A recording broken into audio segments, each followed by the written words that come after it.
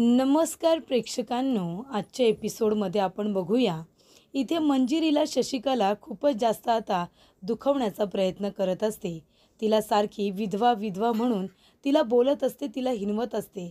तेव्हा इथे एवढ्या वर्षांमध्ये जे दुःख मंजिरी विसरण्याचा प्रयत्न करत होती, त्याच आता दुःखाला तिने हात घातलेला असतो आणि ते दुःख तिचा आता उकरून काढण्याचा प्रयत्न केलेला असतो.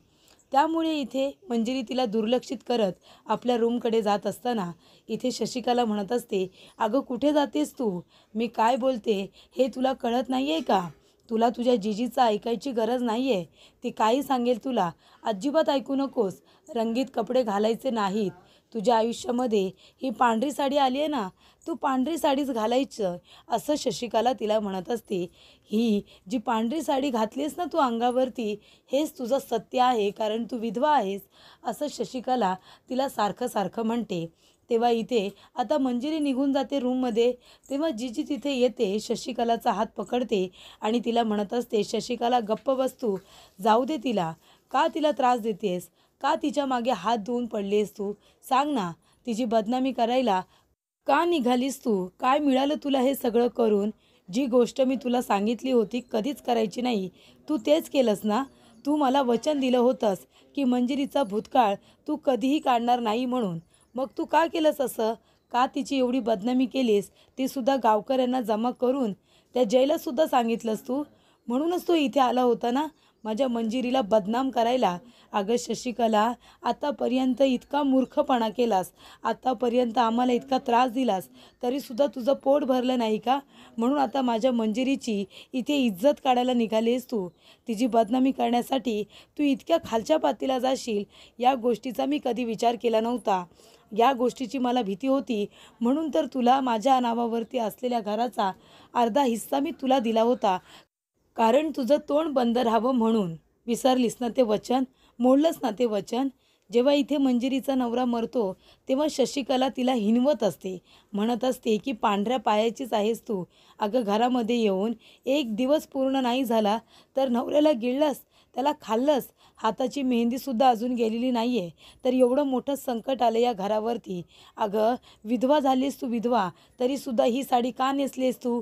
कुणाच्या सांगण्यावरून नेसलीस? यांच्या सांगण्यावरून? अगं यांना काही नाही कळत, पण तुला तर माहिती आहे ना, समाजामध्ये राहतो आपण, त्या समाजामध्ये विधवा बाईने कसे कपडे घालायचे असतात, पांढरी साडी नेसायची असते, नेस ती आधी." तेव्हा शशिकला इथे वाटेल तसं आता मंजिरीला बोलत असते. जिजीला ते आवडत नाही. जिजी म्हणत असते, "शशिकला शांत हो. मीच मंजिरीला सांगितले की रंगीत साडी नेस म्हणून. तिने काय इथे पांढरी साडी नेसावी? मी तिला माझी मुलगी मानले. माझी मुलगी म्हणून ती आता माझ्याबरोबर याच घरामध्ये राहणार. कळलं तुला? आणि तू तिला काहीही बोलायचं नाही आहे, तो तुझा अधिकार नाही." तेव्हा इथे आता तू गप्प बस म्हटल्यानंतर शशिकला म्हणते, "मी का गप्प बसू? मी कशाला गप्प बसू? आणि तुम्ही काय करताय? सासऱ्यांबरोबर गोड गोड बोलून सगळं घर स्वतःच्या नावावरती केलंत ना, सगळी प्रॉपर्टी स्वतःच्या नावावरती केलीत, आणि मी काय फक्त गप्प बसायचं? अजिबात गप्प बसणार नाही आहे मी." तेव्हा जिजी म्हणते की "ठीक आहे, मी एक काम करते, हे माझ्या नावावरती असलेलं घर अर्धं मी तुझ्या नावावरती करते, पण तोंडातून एक शब्दसुद्धा काढायचं नाही. मंजिरीचा भूतकाळ कधीच तू उकरून काढायचं नाही असं मला वचन दे. तेव्हा मी तुला अर्धं घर तुझ्या नावावरती करून देते." तेव्हा शशिकला लगेच म्हणते, "अरे कोण आहे ही मुलगी? हिला तर मी ओळखतच नाही." शशिकलाला घराचा अर्धा हिस्सा स्वतःच्या नावाने पाहिजे असतो आणि म्हणूनच ती हे सगळं नाटक करत असते. पण इथे आता वचन ती मोडून टाकते. ती म्हणत असते की "हो, दिलं होतं मी वचन, पण ते वचन मी मोडून टाकलं." तेव्हा इथे आता जिजी म्हणते, "का केलंस तू असं? सांग ना, का केलंस? मंजिरीच्या जीवावरती का उठलेस तू? ती सुखाने राहणं, तिचं सुखाने जगणं तुला बघवत नाही आहे का? अगं कुठल्या कुठल्या जगात राहतेस कुठे? एक स्त्री असून एका स्त्रीचा आदर करता नाही येत तुला? अगं गावकऱ्यांसमोर किती इज्जत काढलीस माझ्या मंजिरीची, तिचा भूतकाळ उकरून काढलास. काय मिळालं तुला हे सगळं करून? सांग ना, काय मिळालं? तुला अर्धं घर तुझ्या नावाने हवं होतं, म्हणून तू इथे मंजिरीचा नवरा गेल्यानंतर, माझा मुलगा गेल्यानंतर तू तिचे किती हाल केलेस. तुला माहिती आहे ना, मी माझ्या डोळ्याने बघितलेत. कधी तू तिला शांतपणे जगू दिलं नाहीस. तिचे हाल हाल होत राहिले, आणि म्हणून मी तिला माझ्या पाठीशी घालायला सुरुवात केली. मी माझी मुलगी म्हणून तिचे लाड करायला लागले आणि मी तिला म्हणाले की तुला हवं तसं तू जग, कळलं तुला? आणि तू काय केलंस? वचन दिलं होतंस ते सुद्धा तू मोडलंस आणि शेवटीला काय केलंस? तुझी लायकी दाखवलीस. तेव्हा इथे शशिकला म्हणते, हो मोडलं मी वचन. काय करायचं आहे तुम्हाला? सांगा ना, काय करायचं आहे ते करा. अहो एक कलियुग आहे, कलियुग. इथे दिलेलं वचन मोडायचंच असतं. इथे दिलेलं वचन मोडतात म्हणून मी सुद्धा मोडलं. काय करायचं आहे तुम्हाला सांगा ना, काय करायचं आहे? अहो ती मंजिरी कशी वागते, कशी बोलते, तिला इथे तुम्ही घरामध्ये तुमची मुलगी म्हणून ठेवलंत. तुम्ही तुमची इज्जत करत बसलात आणि त्या मुलीने काय केलं? अख्ख्या गावभर ती उंडरत होती. कशी वागत होती, कशी बोलत होती. ती काय गावामध्ये तुमचं नाव कमवत होती का? कशी वागत होती, कशी बोलत होती. तुमची इज्जत पार तिने धुळीला मिळवली. काय नाव कमवलं सांगा ना? मुलगी मुलगी म्हणून तिला डोक्यावरती बसवलं, तिच्या सगळ्या चुका पोटात घातल्यात. काय तिने नाव कमावलं तुमचं? तेव्हा इथे शशिकला म्हणते, माझ्याशी बोलू नका हो वहिनी, माझ्याशी बोलू नका. काय तुम्ही तुमच्या मुलीला सांभाळलत ना, हे मी माझ्या डोळ्याने बघितलं आहे. तुम्ही आणि ती, तुम्ही दोघीजणी एवढा माज कशावरती दाखवताय? कशावरती तुम्ही एवढा माज दाखवताय? त्या रायाच्या जीवावरती ना. त्या रायाच्या जीवावरती तुम्ही इतका माज दाखवताय. तुमची मुलगी इतका माज दाखवते. काय करतोय तो राया? तो राया थांबला तरी का तिथे? निघून गेला ना सरळ. तेव्हा शशिकला म्हणते, मी वचन दिलं होतं आणि ते वचन मी मोडलं. कारण तुम्ही मला तसं भरीस पाडलंत वचन मोडायला. प्रत्येक गोष्ट एवढी समजावून सांगितली तरी पण नाही. तुम्हाला तुमच्या मनाचंच करायचं होतं ना, बरोबर ना? मग मी तुमचा माज उतरवला. मला तुम्हाला जमिनीवरती आणायचं होतं. त्या रायाच्या जीवावरती तुम्ही आणि तुमची मंजिरी दोघीजणी माज करत होता. वाटेल तसं बोलत होता, वाटेल तसं राहत होता, बरोबर ना? तेव्हा शशिकला म्हणते की मी घर नावावरती केलं. कुणाला सांगताय? काही उपयोग नाही केलात तुम्ही त्याचा. घर नावावरती केलंत ना. मी सुद्धा तेव्हा गप्पच बसले होते. एवढ्या दिवस, एवढ्या वर्ष हे वचन मी पाळलं ना, पण आता नाही. आता सगळ्या गोष्टी माझ्यासुद्धा डोईजड झालेल्या आहेत आणि म्हणून मला तुमचा माज उतरवायचा होता आणि म्हणून मी हे सगळं केलं. तेव्हा नाना म्हणतात, काय म्हणजे तुला इथे आता मंजिरी तुझ्या नजरेत खुपत होती. ती जशी वागत होती तुला ते सहन होत नव्हतं म्हणून तू अख्ख्या गावासमोर मंजिरीचा भूतकाळ आणलास. अगं गावातल्या लोकांना माहितीच आहे. ते लोक गावातले सुद्धा नव्हते, गावाबाहेरचे होते. त्यांच्यासमोर तुला इतका तमाशा करायची काय गरज होती गं शशिकला? आतापर्यंत तू इतका तमाशा भरलायस ना या घरामध्ये. आम्ही गप्प बसलो, पण ह्या वेळेला तू तुझी हद्दच पार केलीस गं. तेव्हा शशिकला म्हणते, अहो भाऊजी वाद झालं, तुम्ही जास्त टाण करू नका, कळलं ना? तुम्हाला काय बोलत नाही आहे ना, तर तुम्ही सुद्धा तिथे गप्प उभे राहा आणि तुम्हाला सुद्धा काय करायचं आहे ते करा हो. मी कुणाला नाही घाबरत. तेव्हा शशिकला म्हणते की तुम्हाला जे करायचं आहे ते करा, पण मी आता मंजिरीला या घरामध्ये स्वस्तपणे राहू देणार नाही. तिला आता चांगला त्रास झाला पाहिजे. जे आयुष्य तिने जगायला हवं होतं ते ती नाही जगली ना, मग मी तिला ते आयुष्य जगायला आता भाग पाडणार, असं इकडे आता शशिकला म्हणत असते. तेव्हा जिजी म्हणते, काही करू शकणार नाही आहेस तू, कळलं ना? काही करू शकणार नाही आहेस. वचन दिलं होतंस मला, अर्धं घर नावावरती करून घेतलंस आणि शेवटीला काय केलंस गं? स्वतःची लायकी दाखवलीस. काय केलंस सांग ना? गावासमोर घराची इज्जत घालून काय मिळालं तुला? कसला आनंद मिळतो कसला तुला? तू कधीच सुधारणार नाही आहे शशिकला. अगं तुझा हा स्वभाव आहे ना, कधी तुला डुबवेल ना, तुला सुद्धा कळणार नाही. तेव्हा शशिकला म्हणते की मला जे हवं आहे ना तेच मी करणार. तेव्हा जिजी म्हणते, ठीक आहे, तुला जे हवं ते तू कर, मला जे हवं ते मी करेन. आता मी पण बघ काय करते ते. तेव्हा इथे शशिकला म्हणते, बघूया ना, बघूया त्या मंजिरीची अजून कशी इज्जत चव्हाट्यावरती आणते ना, ते बघाच तुम्ही. तेव्हा इथे आता जिजी मंदिरामध्ये जाते. ज्या ठिकाणी तिने विठ्ठलाची मूर्ती ठेवलेली असते त्या ठिकाणी जिजी जाते आणि म्हणत असते, काय देव आहे? अरे काय मंजिरी तुझी मनोभावे पूजा करत असते ना, आणि तू काय करतोयस? तिची ती इज्जत गेली, त्याचबरोबर तिच्यावरती एवढं मोठं संकट आलं आणि तू इथे कमरेवरती हात देऊन फक्त उभा आहेस. काय करतोयस काय तू? अरे बरं झालं मी तुला मानत नाही. खूप लवकर अक्कल आली मला. मी तुला मानत नाही रे, पण माझी मंजिरी तुला मानते ना. काय केलंस तू तिच्यासाठी? सांग ना, काय केलंस? गावासमोर विनाकारण तिची इज्जत गेली. तिची काही चूक नसताना विधवा म्हणून तिला हिणवलं जाते. काय चुकी होती त्या लहान मुलीची? आणि आता जर मी तिला मुलगी मानले आणि तिला हवं तसं आयुष्य जगण्याची मी तिला परवानगी दिली, तर या लोकांच्या का पोटात दुखतंय? त्यांनी माझ्या मंजिरीला का बोलायचं? तेव्हा जिजी म्हणते की देवा, अरे जागा हो, जागा हो. माझा तरणा ताठा मुलगा तू माझ्यापासून घेऊन गेलास. माझा मुलगा आम्हाला सोडून निघून गेला. त्यानंतर या लहान मुलीची काय चुकी होती? ती सुद्धा एकटी पडली. तरीसुद्धा त्याच्यातून सावरण्याचा मी प्रयत्न केलास. माझ्या आयुष्यामध्ये तू खूप कष्ट दिलेस देवा. इथे मला एकटीला पाडलंस. आयुष्यभर कष्ट करत आले, स्वतःला इथे सिद्ध करत आले, पण तू मला वेळोवेळी त्रासच दिलास. तर इथे आता जिजी म्हणत असते की देवा, मला दुसरं काही नको आहे. आता हे कमरेवरती हात ठेवून जो काही तू उभा आहेस ना, जरा जागा हो, जागा हो आणि माझ्या मंजिरीच्या मदतीला इथे धावून ये. माझ्या मंजिरीची गावासमोर खूप बदनामी झाली, ते सुद्धा विनाकारण. माझ्या मंजिरीसाठी तू आता धावत ये. कमरेवरती हात ठेवलेस. तुला जर दमला असशील तर जागा हो. झोपला असशील तरीसुद्धा जागा हो. दमला असशील तर अंग झटक आणि हे कमरेवरचे हात काढ आणि माझ्या मंजिरीच्या मदतीला धावून ये. असं आता जिजी देवाला म्हणत असते. चिडलेली असते. ते आता तिथून घंटा घेते आणि घंटा नासुद्धा करते आणि म्हणत असते की देवा जागा हो. माझ्या मंजिरीच्या मदतीला धावून ये. इथे आता झोपला असशील तर जागा हो. थकला असशील तर अंग झटक आणि लवकरात लवकर उठ आणि माझ्या मंजिरीच्या मदतीला धावून ये. तुझं जर खरोखर अस्तित्व आहे, तू जर देव आहेस, तर इथे मंजिरीच्या मदतीला धावून येशील. तिला एकटं सोडणार नाहीस, तिला रडत कुडत ठेवणार नाहीस, असं इकडे आता जिजी म्हणत असते. आणि तेवढ्यातच प्रेक्षकांनो मागून आता रायाची एंट्री झालेली असते.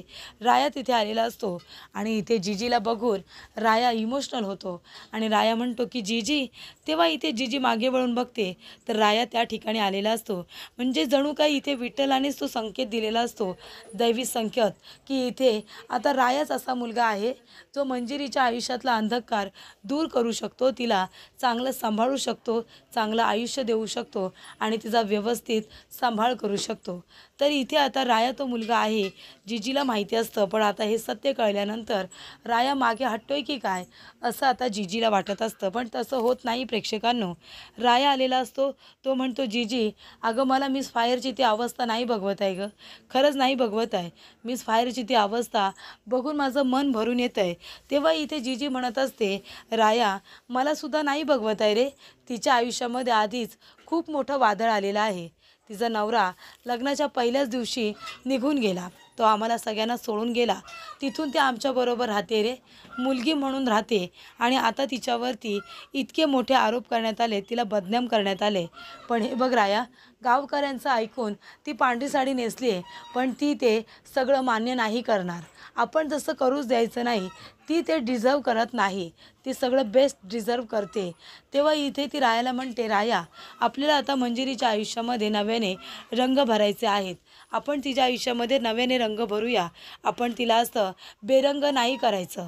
आपण तिला बेरंग बघू शकत नाही. तेव्हा हा पांढरा रंग जरी असला तरीसुद्धा त्यासाठी आपली इथे मंजिरी बनलेली नाही आहे. तिच्यासाठी आपल्याला आता रंगीत कपडे हे आणायचे आहेत आणि तिच्या आयुष्यामध्ये रंग भरायचेच आहेत. तू करशील ना मदत राया? तेव्हा राया म्हणतो, जिजी अगं तू कशाला काळजी करतेस, मी आहे ना. आपण मिस फायरच्या इथे आयुष्यामध्ये परत रंग भरायचे, परत रंग भरूया, तिला आनंदी ठेवूया. मिस फायर पहिलीसारखी हसली पाहिजे, बोलली पाहिजे, खेळली पाहिजे, रांगली पाहिजे. हे मला तिचं आयुष्य बघवत नाही आहे. मला मिस फायरला अशा अवस्थेमध्ये बघवतच नाही आहे. तेव्हा इथे जिजी म्हणते, ठीक आहे राया, आपण सगळेजण मिळून प्रयत्न करूया की इथे मंजिरी आता या सगळ्याचा विचार करणं बंद करेल, लोकांना महत्त्व देणं बंद करेल आणि आपल्यासाठी, आपल्या आनंदासाठी ती इथे आता रंगीत कपडे घालेल. त्यानंतर प्रेक्षकांनो इथे आता जिजी काही ऐकायला तयार नसते. मंजिरीसाठी तिने सुद्धा पांढरी साडी नेसलेली असते. तेव्हा इथे मंजिरी म्हणत असते की जिजी अगं का कळत नाही आहे तुला?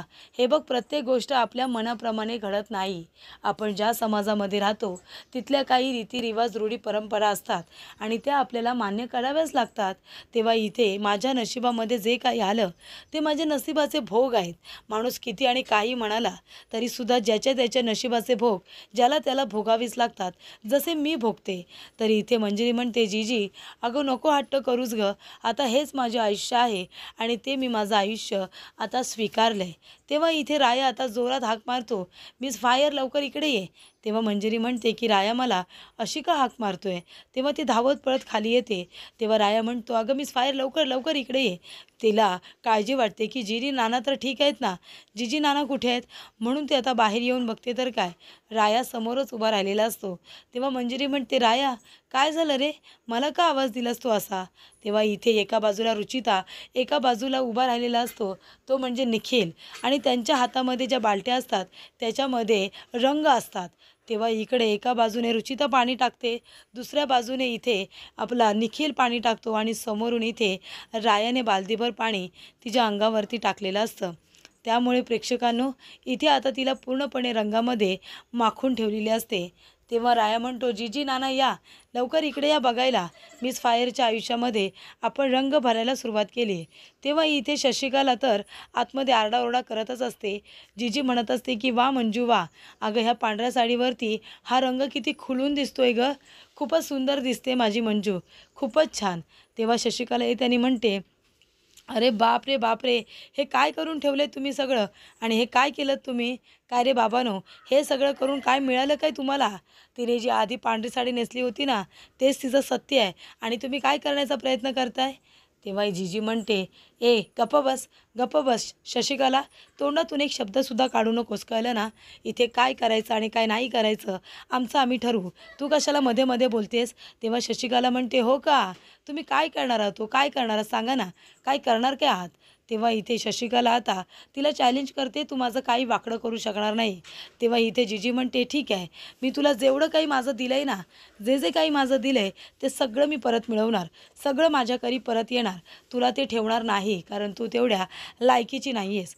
तेव्हा इथे शशिकला म्हणत असते, हो का, मग करा करा, जे काही करायचं आहे ना ते तुम्ही करा, मी पण बघते ना कशा पद्धतीने तुम्ही मला त्रास देता येते. तेव्हा ती म्हणते, हां ठीक आहे ना, मग बारी तुझी, आधी मी तुला नंबर देते, तुला मला काय त्रास द्यायचा आहे ना ते तू दे, मग आपण पुढं बोलू. तेव्हा इकडे राया म्हणत असतो की मिस फायर, खरंच सांगतोय, तू अशी जास्त छान दिसतेस गं, उगाच लोकांचं ऐकून तुला इथे बदलायची गरज नाही आहे. तेव्हा जीजी म्हणत असते, मंजू का तू असं करतेस, हे बघ, एका आईची इच्छा मोडू नकोस. एका आईची इच्छा हीच आहे की तिच्या मुलीने रंगीत कपड्यामध्ये असावं, पांढरी साडी नेसू नये. आणि आता समाजामध्ये कुठे पांढरी साडी नेसली जाते, कुणी नेसत नाही, सगळेजण रंगीबेरंगी कपडे घालू शकतात, आणि हे सर्वस्वी तुझं आणि माझं आयुष्य आहे ना, मग याच्यामध्ये लोकांना बोलायची काय गरज, त्यांचा काही संबंध नाही आहे या सगळ्यामध्ये. तेव्हा जीजी म्हणते, मंजिरी अगं नको नाराज करूस गे एका आईच्या मनाला, माझी जर इच्छा आहे की माझ्या लेकीने रंगीत कपड्यांमध्ये राहावं, तर तू का माझं मन मोडतेस. तेव्हा इथे आता मंजिरीला जीजीने समजावलेलं असतं, आणि राया म्हणतो की मिस फायर तू चल माझ्याबरोबर, मला तुझ्याशी थोडंसं बोलायचं आहे. तेव्हा मंजिरी म्हणते, कुठे राया. तेव्हा इथे राया आता मंजिरीला तिच्या रूममध्ये घेऊन येतो, आणि तिला म्हणत असतो की मिस फायर अगं बघ ना, हा साडीचा रंग तुझ्यावरती किती खुलून दिसतोय बघ. तेव्हा त्या पांढऱ्या साडीच्या मागे आता पडायचं नाही, लोकांच्या बोलण्याचा इतका विचार करायचा नाही, मी त्या लोकांना चांगला धडा शिकवला आहे. पण मिस फायर खरंच गं, मला तुझा खूप अभिमान वाटतो, खूप कौतुक वाटते मला तुझं. म्हणजे बघ ना, तुझ्या आयुष्यामध्ये एवढं दुःख आहे, पण तू ते दुःख कधीच आम्हाला दाखवलं नाहीस. आणि मी बघ ना, तू जेव्हा मला विचारलंस माझ्या कुटुंबाबद्दल, तेव्हा मी तुला माझ्याबद्दल सगळं सांगितलं, माझ्या बाबांबरोबर काय झालं, माझी आई कुठे आहे, माझा भाऊ सोडून गेला, या सगळ्या गोष्टी मी तुला सांगितल्या. माझं दुःख मी तुझ्यासमोर इथे सांगत बसलो, पण तू तुझ्या दुःख कधीही मला सांगितलं नाहीस. तुझ्या मनामध्ये खोलवरती हे एवढं मोठं दुःख तू साचून ठेवलेस, हे तू मला का नाही सांगितलंस, असं आता राया तिला विचारत असतो. तर पुढील भागामध्ये आपण बघूया प्रेक्षकांनो, इथे राया मंजिऱ्याला घेऊन जयच्या पोलीस स्टेशनला येतो. तेव्हा इथे राया म्हणत असतो की जय घोरपड्या, तू काय म्हणालास अख्ख्या गावासमोर की मंजिरी विधवा आहे म्हणून, लग्नाच्या पहिल्याच दिवशी तिने नवऱ्याला खाल्लं असं म्हणालास ना तू. अरे तिचं नशीब बघ ना तू, तिचा नवरा पहिल्याच दिवशी तिला सोडून गेला, तो मेला. त्याच्यामध्ये मंजिरीची काही चूक नाही आहे, कारण तिचा नवरा पहिल्याच दिवशी मेला, आणि तिचं नशीब किती चांगलं आहे, तिच्या सासू सासऱ्याने तिला मुलगी मानले, म्हणजे तिच्यामध्ये काहीतरी आहे. तेव्हा राया म्हणतो, अरे तिचा नवरा पहिल्याच दिवशी तिला सोडून तरी गेला, पण तुझं काय रे, तुझी बायको इथे तू जिवंत असताना तुला टाकून निघून गेली आहे ती, मग तुला काय बोलायचं. तुझी बायको जर तुला टाकून निघून जाते, मग तू स्वतःला काय नाव देशील. तेव्हा इकडे आता मंजिरी म्हणत असते की जय, माझ्या तोंडावरती पांढरी साडी फेकून मारली होती ना, आता मी काय करते ना ते बघच तू. तेव्हा इथे पावडर आता हातामध्ये घेतलेली असते आणि इथे मंजिरी म्हणते की जय, आणि त्याच्या तोंडावरती ती पावडर मारते आणि म्हणते की बघ, आता बघ तू कसा दिसतोयस ते. तरी इथे आता तिने रागानेच जयच्या तोंडावरती ती पावडर आता फेकून दिलेली असते आणि म्हणते की आता बघ, पांढरा रंग बघितल्यानंतर कसं वाटतं ना ते तुलासुद्धा कळू दे, असं इथे मंजिरी जयला म्हणत असते. ते सुद्धा पोलीस स्टेशनमध्ये सगळ्यांसमोर त्यांचा ती अपमान करत असते.